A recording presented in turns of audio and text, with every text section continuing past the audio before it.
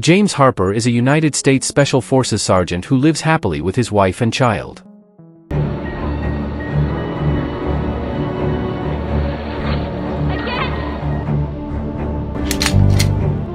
It is known that currently, he is undergoing physical testing because James previously suffered a knee injury due to the war in Afghanistan. One day James was then summoned by his superiors, but here he got bad news where he was honorably discharged from the military unit. The military leaders reasoned that James' injury had not healed and his mental health had not recovered from the war. His superiors also said that James would not get any compensation money from the military because the money had been used up for the medical expenses of James' injury. You can relax, Sergeant Harper. You're leaving the Army with an honorable discharge? I wanted to stay on the team, sir. Blood work came back filthy with... Should have known better. Although in front of his superiors, he seemed to accept it gracefully. But from the bottom of his heart James must have been very disappointed. He had been a soldier for a dozen years and risked his life to defend his country, but now he felt like he was abandoned and considered useless. Returning home, James then told his wife that he had been discharged from the military and did not receive severance pay. He looked confused because they had many bills to pay, and even worse, his savings were also insufficient to support his family for the next few months. But his wife, whose name is now known to be Brienne, tried to calm him down, assuring him that everything would be fine and they would find a solution together. That night, while James was fixing the roof of the house, Brienne told him that his best friend, Mason, had died by taking his own life. Mason was James' best friend in the military unit who had also been discharged like James a few months earlier. Brienne became very worried and feared that James would do the same, but she immediately hugged him and assured him that he would never leave his family alone, especially in such difficult times. The next day, when James attended Mason's funeral, a man named Mike approached him. It turned out that Mike was James' former superior in the Special Forces military unit, but he left the military after he was fired for the same reason as James. Ceremony or dying? What do you mean? He would have hated this. In the evening, James came to Mike's house to attend a dinner invitation while sharing stories about their respective lives. Who's a better soldier? I was his superior. No. Dad was my chief, so... After dinner, Mike and James watched a football game while talking. In that conversation, Mike shared that he works in a private company with higher pay. Hearing this, James asked him for help so that he was allowed to join him in the company because, at this time, James still had not found a new job. Moreover, in the last few days, he was notified to immediately pay bills and other household expenses. I gotta get my shit straight. Cash is real. All right, let's settle with me. Yeah. The next day, Mike brought James with the boss of the organization where he worked, named Rusty. Before hiring James, Rusty told him that most of the missions of this job were quite dangerous and had a very high risk.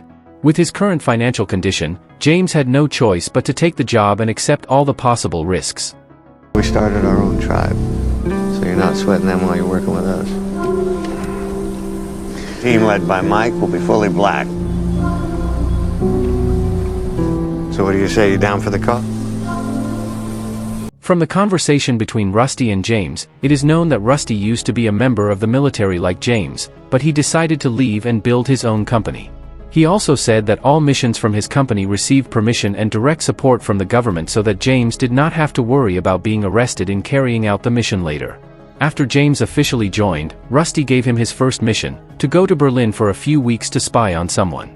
After returning home, James informed Brienne that he had found a new job that paid quite well, but the job required him to go abroad for about 2 weeks, and she was forced to agree. That's not dangerous. That kind of job. The next day, James went to Berlin by plane and stayed in a hotel that had been accommodated by Mike. A few hours after arriving at the hotel, a woman named Katia entered James' room and introduced herself as one of Rusty's men. There, she orders James to spy on a biological scientist named Salim, who is known to have cooperated with terrorist organizations to develop biological weapons. 42. In the evening, after preparing all the equipment needed, James immediately went to do his first mission.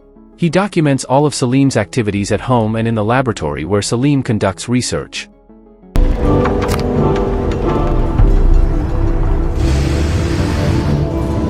After tracking Salim's movements and gathering all the information needed for days, James got a message from Katia to go to the base.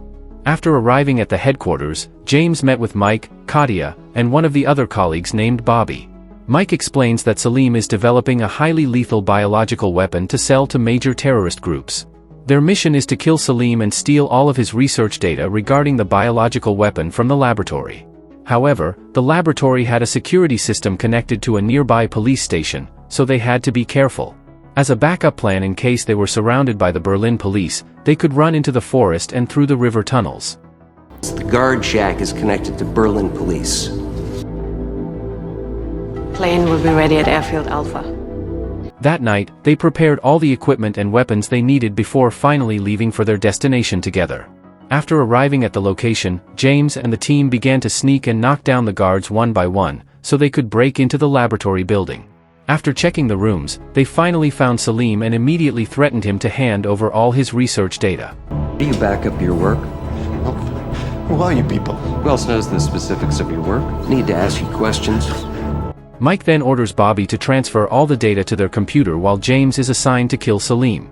Hearing this, Salim kept begging James not to kill him because he was just a scientist trying to save the lives of millions of people through his research. He also asked James to help secure a copy of his research data in a bank vault that only his wife could open. However, James, who did not believe Salim's words, immediately killed him using a lethal chemical injection. God, please stop. The world will lead it. It'll save millions of lives. No, no. Stop, please stop. After confirming that Salim was dead, James set fire to the laboratory and engineered it as if he had died in an accident. But when they were about to leave the lab, 2 police cars surrounded them, so a shootout between the police and Mike's troops was unavoidable.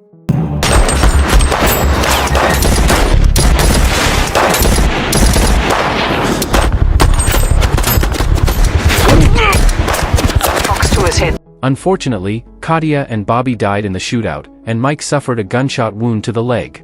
Knowing the situation was getting worse, James immediately carried Mike and took him to the forest so they could hide in the tunnel in the river.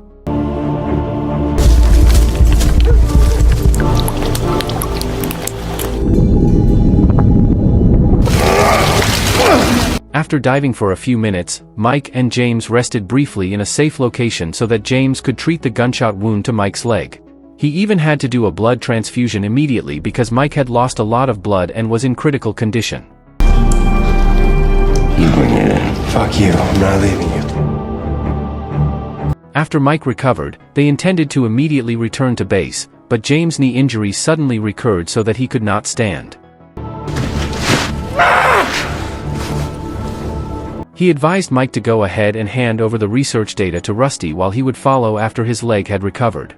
For the sake of the success of their mission, Mike had no choice but to leave James and go to Rusty first to hand over the data. Before he left, Mike ordered James to go to a hotel called Salvina and wait in that hotel until he came back to pick him up. Get the fuck out of here. I'll make contact, I'll come back. Yeah. A few hours later, when his knee had recovered, James went to the Salvina hotel as per Mike's earlier instructions.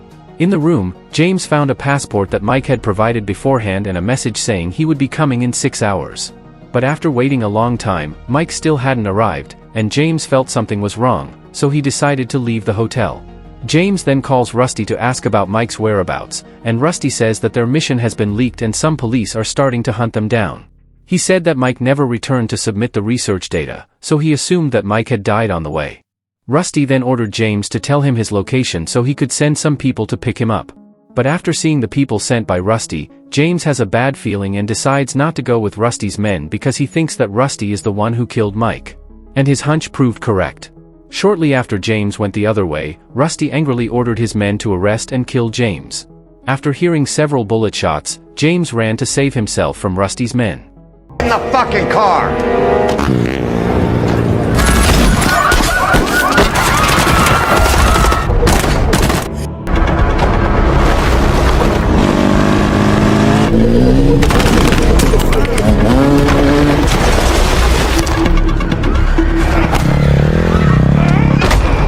After a fierce chase, he escaped under the bridge aisle and brought down 2 of Rusty's men.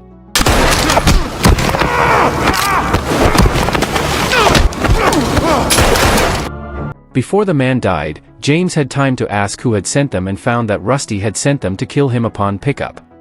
Told us we'd be saving lives. Rusty said they make us all rich. James then sent a short message to Rusty through the man's cell phone so that Rusty thought he was dead. After a long and tiring journey, James rested in the underground station while thinking about his next plan.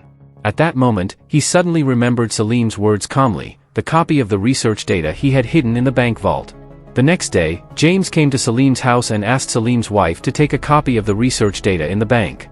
At first, Salim's wife refused James' request, but after he threatened to harm her son, she had no choice but to obey his orders. They went to retrieve the data from the bank vault, and then Salim's wife handed the data to James. After getting the data, James immediately went to check what research was done by Salim. After opening the data, he seemed surprised that Salim was just an ordinary scientist. The latter was developing a vaccine formulation to deal with a deadly virus sweeping the world. He intends to distribute the vaccine free of charge to everyone in need, but some parties plan to snatch the vaccine formulation from him to enrich themselves and for their personal gain. After learning this information, James decided to return to America using the passport that had been given by Mike earlier.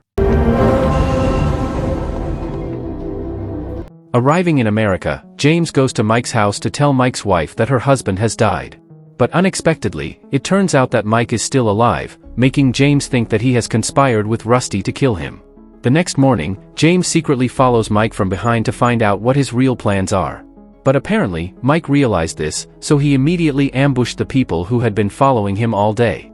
When he found out it was James, Mike looked surprised because he got news from Rusty that James had died on a previous mission. And that's why Mike didn't pick him up at the hotel as promised and went to America alone.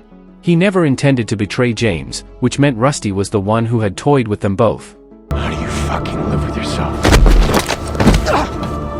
He finds out you're...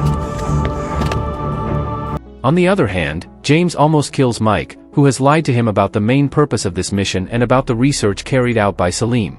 Mike then advises James not to return home because if Rusty finds out that he is alive, his family will be in danger. Hearing that, James decided to kill Rusty and his men because it was the only way to solve all this. Mike, who feels guilty about James, intends to help him in raiding Rusty's place. That evening, Mike pretends to want to see Rusty, while James will sneak into Rusty's house through the back door. James and Mike started shooting all of Rusty's men one by one until a fierce shootout ensued. Hey, what's up, Mike?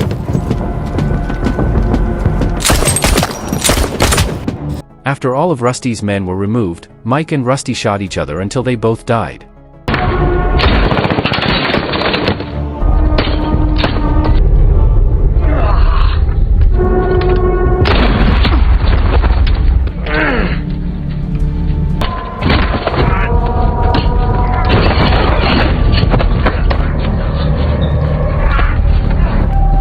After that, James walked over to Rusty, who was already dying, and punched him in the head without saying a word.